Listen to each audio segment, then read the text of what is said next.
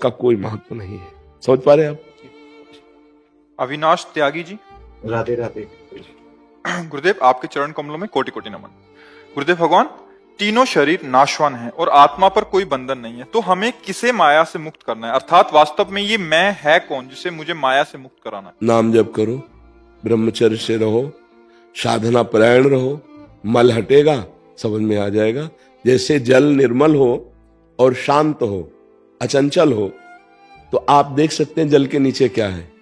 ऐसे स्थूल शरीर, सूक्ष्म शरीर, कारण शरीर, अर्थात ये जो देख रहे हैं ढांचा, इसके अंदर मन, बुद्धि, चित्त, अहंकार, 5 ज्ञान इंद्रियां और जो स्वभाव, जीव का स्वभाव, इस पे हम आसक्त हो गए हैं।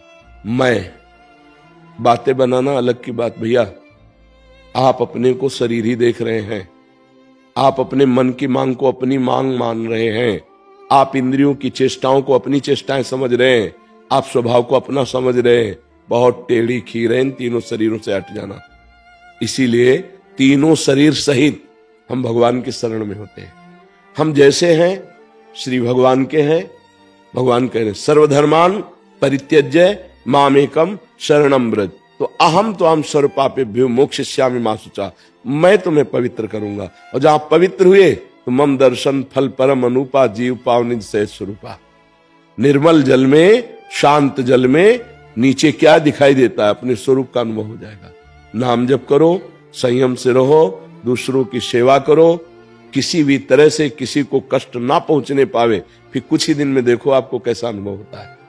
क्योंकि शरीराभिमान बातों से नहीं हटता है। हम कह जरूर हैं कि हम तीनों शरीर नहीं, लेकिन स्थिति कहां है? इन्हीं शरीरों में है। आप देख लो ना, सर्दी लगती है ना तो किसको लगती है? शरीर को लगती है ना। स्पर्श त्वगेंद्री का विषय है, गर्म या ठंडा त्वगेंद्री को लगता है। एक इंजेक्शन लगा दिया जाए, त्वगेंद्री को चेष्टाहीन कर दिया जाए, जिसे शून्य कहते हैं, तो यहां से हाथ काट दिया जाए, कोई फर्क नहीं पड़ेगा। अगर हम मंत्र के द्वारा, भजन के द्वारा अपने मन को प्रभु में लगा दिया तो पूरे शरीर से राग हटा सकते हैं। भयानक कष्ट की दशा होने पर भी कोई कष्ट नहीं। शरीर राग हटाना कोई खिलवाड़ समझते हो? तो शरीर राग सहित प्रभु की शरण में चले जाओ, क्या बाधा पड़ जाएगी? वो शरीर राग हटा देंगे, बहुत जल्दी हटा देंगे। नाम जप कीजिए, सत्य शास्त्रों का स्वाध्याय कीजिए, दूसरों की सेवा कीजिए। शरीर मिला है सेवा करने के लिए, दूसरों को सुख पहुंचाइए, दूसरों की सेवा कीजिए। अभी देखो बुद्धि पवित्र होने लगेगी। किसी ऐसे की जिसकी कोई सेवा न कर रहा हो, उसमें आप अपने शरीर को लगा दीजिए, निष्पाप होने लगोगे। निष्पाप पुरुष शरीर राग रहित होता है, पापी पुरुष शरीर आसक्त होता है, भोगी होता है, उसको इंद्रियों के भोगों में ही सुख लगता है। निष्पाप पुरुष आत्मानंद में मगन होता है, परमात्मानंद में मगन होता है।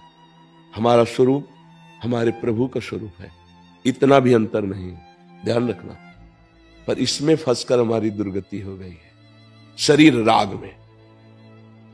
जब हम एक औषधि के बल से इस त्वगेंद्री को चेतना शून्य कर सकते हैं, तो अगर आप शरीर नहीं है तो सर्दी किसको लगती है, गर्मी किसको लगती है, मान किसको लगता है, भूख किसको लगती है, प्यास किसको लगती है? आपको थोड़ी लगती है। फिर इनका प्रभाव आप पर नहीं होना चाहिए। समय आया, कोई कपड़ा पहना दिए, कोई हटा दिया तो हटा दिया, कोई भोजन रख दिया तो अभ्यास भोजन दिया, उसको न भूख है, न प्यास है, न गर्मी है, न सर्दी है, न मान है, न अपमान है, न जन्म है, न मृत्यु है। वो है हमारा स्वरूप। वायवास्त्र, अग्नेयास्त्र, वरुणास्त्र की ताकत नहीं कि हमारे स्वरूप को छू सके। फिर सांसारिक अस्त्र शस्त्रों की तो बात जाने दो। समझ पा रहे हैं आप? नैनम छिन्नन्ति शस्त्राणि नैनम दहति पावका, न चैनम क्लेदेन त्यापो न शोष्यति मारुता। पर हम बचपन से अभ्यास किए भोगों का। अब बात करें शरीर राग त्याग की तो केवल बात ही रहेगी।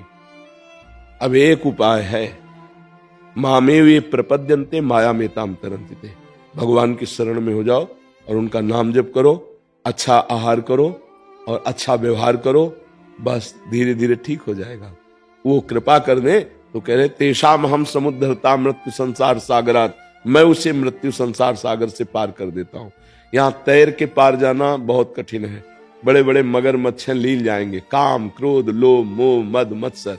ईमानदारी से बताओ, काम सताता है, क्रोध आता है, लोभ आता है तो कहां हो, स्वरूप में हो या शरीर में हो? तुम सच्चाई से चलने वाले हो, इसीलिए हाँ कर दिया। और इसीलिए हम आपको कह रहे कि भगवान की शरण में हो जाओ। इस पर विजय प्राप्त करना अब बस की बात नहीं रह गई। अब जिन्होंने रचा है, जिन्होंने बांधा है, अब वही छोड़ेंगे। यद्यपि कोई ग्रंथि नहीं है, पर इसके लिए हमें प्रकाश चाहिए। जैसे रस्सी में सांप का भ्रम हो गया, तो वह हमको इतनी जोर की टार्च चाहिए कि सीधे वहां पड़े और मुझे रस्सी दिखाई दे, सांप नहीं। तब तो भ्रम नष्ट होगा। या वहां कोई पहुंचा हुआ खड़े होकर बोले, ए देख ये रस्सी है, सांप नहीं, तो मेरा भ्रम नष्ट हो जाए। अभी भ्रम हो गया कि मैं शरीर हूं, भ्रम हो गया स्त्री पुरुष, दुख सुख लाभ हानि। सच्ची बात मानिए, या तो पहुंचा हुआ कोई सदगुरु मिले, या स्वयं में ज्ञान की टार्च इतनी जोर की हो जाए जो भगवान कह रहे हैं, वासुदेवाश्रमित समहात्मा सुदुर्लभा, सर्वत्र श्री भगवान है। ऐसा जिसको अनुभव हो गया वही महात्मा दुर्लभ महात्मा है। भगवान के सिवा आप खुद किसी का आदर नहीं करते। देख लीजिए, जैसे प्रिय पत्नी है, उसके अंदर से भगवान चले गए तो आप उसको रख सकते हैं? कह दिया जाए एक रात और रख लो, गले लगा लो, डर लगेगा उस कमरे में जाने में। पूछा जाए क्यों? बोले वो जो था वो तो चला गया। उसको जानते थे जो था? नहीं। इस शरीर को जानते थे? हाँ। तो फिर जो जिसको हम जानते नहीं चला गया, हमें परेशानी क्या? और जिसको जानते हैं बोले नहीं वो तो चला गया। मतलब अनजाने में भी प्यार भगवान से कर रहे थे, अनजाने में भी आदर भगवान का कर रहे थे।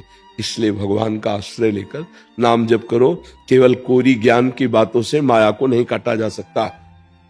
बारी मथे घृत होए बरु, सिकता ते बरु तेल, बिनु हरि भजन न भवतरी, या सिद्धांत पेल।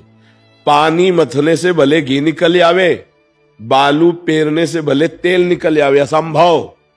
लेकिन ऐसा हो सकता है तो हो जाए, लेकिन बिना भजन के इस संसार से तर जाए, ऐसा कुछ पैदा नहीं हुआ। गोस्वामी जी का चैलेंज है, विनिश्चितम बदामि तेन अन्यथा वचांस में। क्या जाता है? राधा राधा राधा राधा राधा।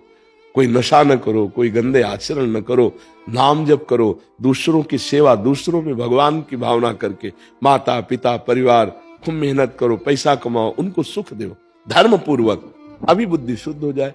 अब पैसा तो कमाया जा रहा है अधर्म पूर्वक, भोजन तो पाया जाता है अभक्ष पदार्थ, क्रियाएं तो की जाती मनमानी, चिंतन तो किया जाता है विषयों का, राग द्वेष का, तो हाथ क्या लगा? ये तो सब असत है। अभी कुछ दिन बाद शरीर छूट जाएगा। एक से एक हुए हैं, एक से एक महाबली हुए हैं जो दोबारा ऐसे पैदा नहीं हो सकते। कैलाश को ऐसे उठाया भगवान शंकर पार्वती जी सहित, और 20 बार ऐसे किया।